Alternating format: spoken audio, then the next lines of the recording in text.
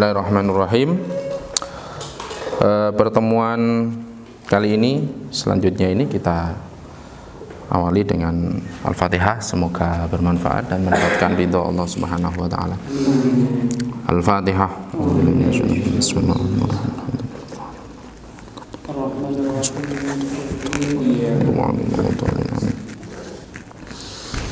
Bismillahirrahmanirrahim. Kali ini saya akan membahas tentang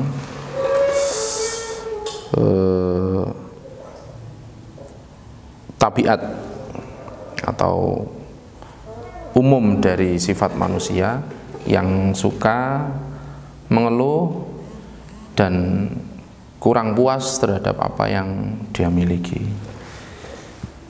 dan suka meratapi atau susah dengan setiap masalah yang dia hadapi, yang dia peroleh, apapun itu.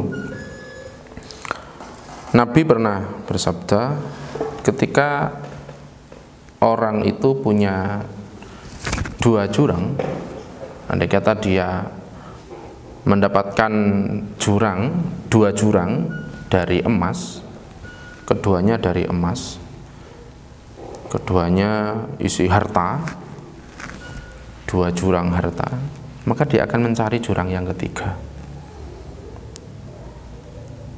Dan manusia itu nggak ada yang bisa memenuhi perutnya kecuali tanah, kata Nabi. Ora ana sing iso ngebeki wetenge manusia kecuali tanah. Artinya apa? Perut manusia atau watak manusia itu nggak akan pernah puas terhadap apa yang dia miliki. Pengen makan ayam, kemudian suatu saat dia terpenuhi keinginannya untuk makan ayam, maka besoknya pengen makan sapi, pengen daging, besoknya pengen sate kambing, besoknya pengen ikan laut, dan seterusnya. Awalnya pengen sepeda ontel, sepeda engkol, barang wis duwe minta sepeda motor punya minta mobil punya, seterusnya pesawat, begitupun seterusnya. Ya kita saja ya, sampean punya HP, awalnya tipe paling bagus apa sekarang? Tipe bagus apa? Sampean yang paham ya, arek enom biasanya paham. Oppo, tipe piro Oppo? 3 juta. Hah? Ya enggak, tipe Oppo. Apa tipe Oppo? A92. Oh, saiki sampean duwe iku. Coba 1 bulan lagi keluar tipe baru lagi. Rasa ingin memiliki itu muncul lagi. Karena sampean kalau yang jomblo-jomblo ini nanti lek sewaktu ini rapi, terus golek tipe terbaru dari pasangan hidup kita, yes, bersiaplah jomblo saklawase. Nggak akan menemukan itu, kita nggak akan menemukan sesempurna yang kita bayangkan, nggak akan bisa.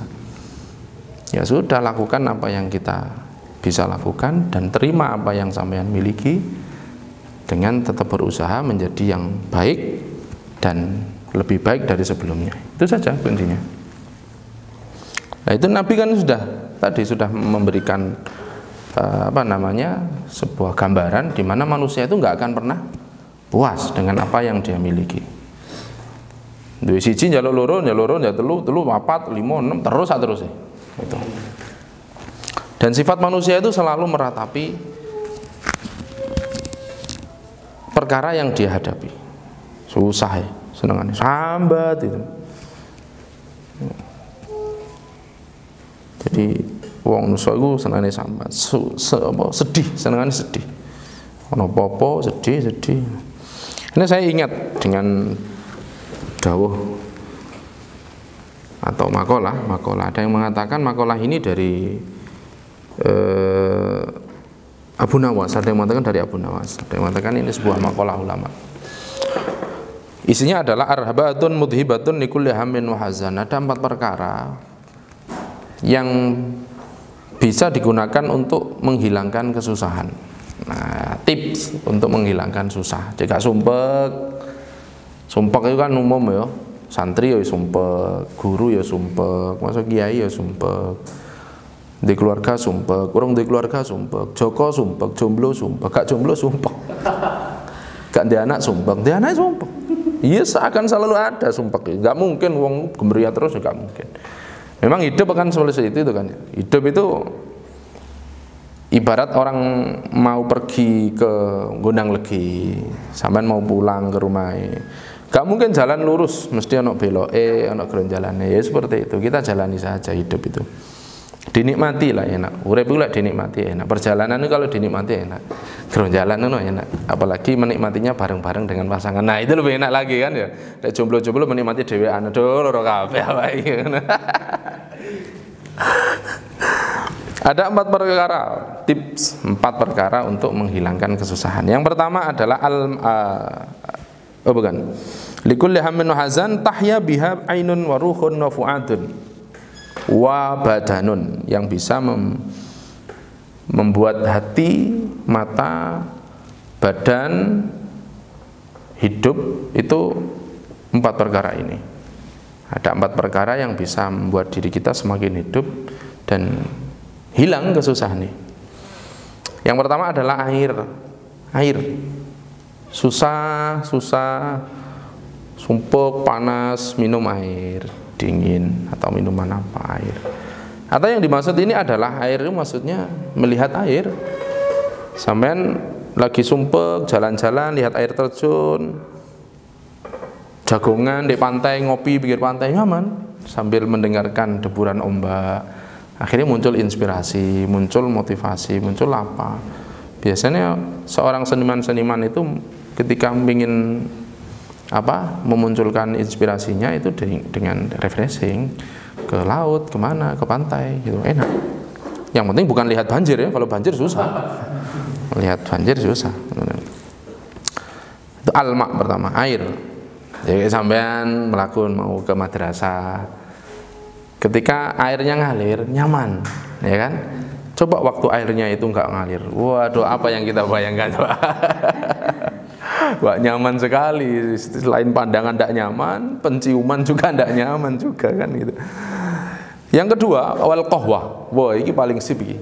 Qahwah. Kopi. Nah, kopi. Makanya ono istilah ketika orang itu sering marah, gak terkontrol emosi, gak nyaman hati. Wih, kamu kurang ngopi nih rek. Kopi ini kurang kental. Ayo ngopi. Nah, itu. Dan orang atau apalagi anak muda ketika sumpek ngopi nyaman, walaupun nanti ketika pulang kembali balik sumpek mana. Arek pondok sumpek izin pulang, di rumah senang, balik pondok sumpek mana, soalnya dikejar dengan apalan mana, kegiatan mana. Kopi yang kedua ya, kopi, aman kopi. Apalagi bagi yang punya pasangannya kopi. Apa? Wudud. Waduh, wudud. Wah, kok wudud. Jadi sampai ono istilah ngopi tanpa rokok bagaikan makan tanpa lauk. Oh iya. Ono sing ngene barang, mari mangan gak ono kopine padha karo wong dikamplengi. Waduh ono. Itu istilah orang yang punya kebiasaan-kebiasaan yang membuat dirinya senang gitu ya. Ketika perkara itu tidak ada, dia bingung. Ya hampir mirip dengan kecanduan semestinya, tapi bagus, bukan hal selama nggak haram tidak masalah. Kemudian setelah itu wal bustan. Bustan itu kebun, piknik. Ya kayak ono wong gak sering susah, sering emosi, kurang terkontrol. Wah, kurang piknik sampean. Piknik, jalan-jalan, kemudian lihat-lihat kebun, lihat-lihat hijau, nyaman. Makanya sangat setuju sekali dengan agenda multimedia ini mengadakan kadang keluar kemana, ke alam terbuka, kemudian live di di alam terbuka itu sangat bagus sekali. Kan sekali tempo pertemuan yang seperti ini kita agendakan di alam, nyaman kan? Sambil bakar-bakar, nyaman ya. Kopi bakar-bakar, nyaman. Menikmati, lebih menikmati. Jadi hidup itu dinikmati. Selanjutnya ada wajhul hasan. Wajhul hasan itu apa? Wajah yang berseri-seri. Jangan diartikan wajhul hasan itu wajah ayu, ganteng. Sing wedok berarti kudu ndelok wong lanang sing ganteng, sing lanang kudu ndelok wong wedok sing ayu. Wah, rusak. Nah, soalnya dia akan punya pemikiran, wah, berarti sumpek itu kudu ngawasi Pak, cuci mata di pasar, di mall, ndelok sing padang-padang, ndelok wong sing pakaiane gak jangkep. Yo itu iku. Maksudnya adalah apa? Melihat orang yang wajahnya berseri-seri karena kebaikannya, karena cahaya nurul ilahiyahnya, cahaya ketuhanan yang ada di dalam dirinya, orang soleh. Atau orang yang gembira. Sampean ya, ketika susah, kemudian bareng dengan teman sampean yang sedang gembira, sampean susah, bareng mbek koncone lagi seneng-seneng, kita ikut ceria. Ya, walaupun nanti ketika pulang susah maneh, tapi di dalam kelompok kita, komunitas kita yang sedang gembira, itu kita ikut gembira. Ada keterangan inna taba'a sarraq, watak manusia itu mudah mencuri, mudah terpengaruh dengan lingkungan. Jadi orang itu mudah terpengaruh dengan lingkungan dalam hal etika, pembicaraan, akhlak. Suasana hati itu juga bisa mempengaruhi. Sampeyan bareng wong seneng-seneng, ya milu seneng. Bareng mbek wong sing susah, sumpah, sampeyan seneng ngawasi wong kena musibah, milu ikut duka, ikut mengekspresikan itu karena loh ndelok koncone susah, aduh gak tega aku rek kudu nangis loh itu. Padahal kita aslinya sedang seneng. Sampeyan jomblo sing susah durung duwe pasangan, nekani koncone lagi nikahan, waduh seneng, padahal gak milu ning dhuwur. Gak milu kobil tu, gak milu jejeran mbek bojoe, milu guyu dhewe. Lah apa? Gak jelas sih arek iki ngono kan. Tapi itulah kita ya manusia. Manusia itu seperti itu, Mang. Mudah terpengaruh dengan lingkungan. Ini pengen seneng ya kita berbaur dengan orang yang seneng-seneng seperti itu. Yang penting nggak usah terlalu berlarut sampai akhirnya melewati batas batas kewajaran, gak apik. Ya. Apa-apa itu lek keblacot itu gak apik. Khairul umur itu ausatuha, tengah-tengah. Ya ngopi, cok terlalu ngopi kena asam lambung, ya kan? Banyu yang ngombe ya akeh, wong pelembokan kok nguyuh terus. Gak apik, refreshing terus ya duwe entek, ora kerja. Gak apik, yes. Sekali tempo, kolo-kolo, sedang-sedang saja, standar-standar saja. Jadi enak itu paling enak itu tengah-tengah ya. Bahkan kayak sing keluarga, sama Cak Pakder. Sing goleki wong keluarga iku apa? Tengah. Gak pinggir, tengah. Jadi yang terakhir itu wajhul hasan ya, wajah yang berseri-seri. Jadi wajah berseri-seri itu wajah yang dalam senang, yang selalu ceria, itu maksudnya. Ya sampean ini kita enjoy. Walaupun nanti ketika kembali ke pondok sumpek maneh, ketemu koncone sing pernah diutangi, aduh ditagih utangi, sumpek maneh. Tapi ketika seneng ya seneng, itu. Itu Ustaz, mau tanya Ustaz. Gimana? Mengenai merubah misalkan sumpeknya manusia.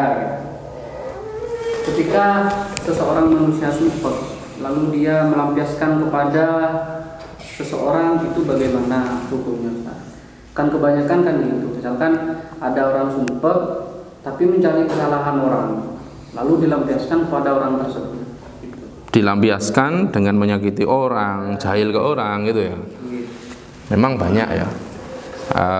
Orang itu di dalam mengekspresikan isi hatinya itu macam-macam. Ada kalanya orang itu ketika susah itu diekspresikan dengan pribadinya sendiri, seneng-seneng ngopi kayak tadi. Ada kalanya orang itu ketika dia susah, jahil muncul pikiran jahilnya muncul. Ini yang tidak baik. Makanya ini diantara mengkalter atau menfilter kita biar rasa galau kita, susah kita bisa terarah dengan hal-hal yang positif. menghilangkan susah itu bukan berarti harus dengan khusyuk. Ya bagus itu. Ono tombone ati ono 5 maca Quran. Kadang orang kan ndak sama kan. Ya kaya wong sing senengane kan moro terus kon maca tambah sumpek. Kemudian kita wah iki berarti Al-Qur'an maca Quran sak maknane iso ngulangi iso jadi tombone ati, tapi kok gak ilang-ilang loh. Nanti kita tambah dosa 2 kali kan. Suudon nggone Al-Qur'an nih, padahal kita sendiri yang bermasalah, bukan Al-Qur'annya. Al-Qur'annya itu selalu jadi obat. Cuman dosisnya kita terlalu tinggi atau gimana, atau kitanya yang kurang menyatu. Jadi intinya pelampiasan terhadap isi hati kita yang susah atau yang apapun itu hal-hal positif. Di antaranya mending kayak ngopi, jalan-jalan dengan keluarga atau apa. Ketika muncul inspirasi atau muncul sesuatu yang tidak baik, ya ditolak saja, jangan sampai diteruskan, karena bisa dampaknya kurang baik, dan juga syariat tidak memperbolehkan itu. Dimanapun ketika orang itu mendolimi orang, berbuat jelek kepada orang itu tidak baik. Ya jangan seperti itu. Ada yang lebih baik dari itu. Ya, jadi semoga bermanfaat dan diridhai oleh Allah Subhanahu wa taala.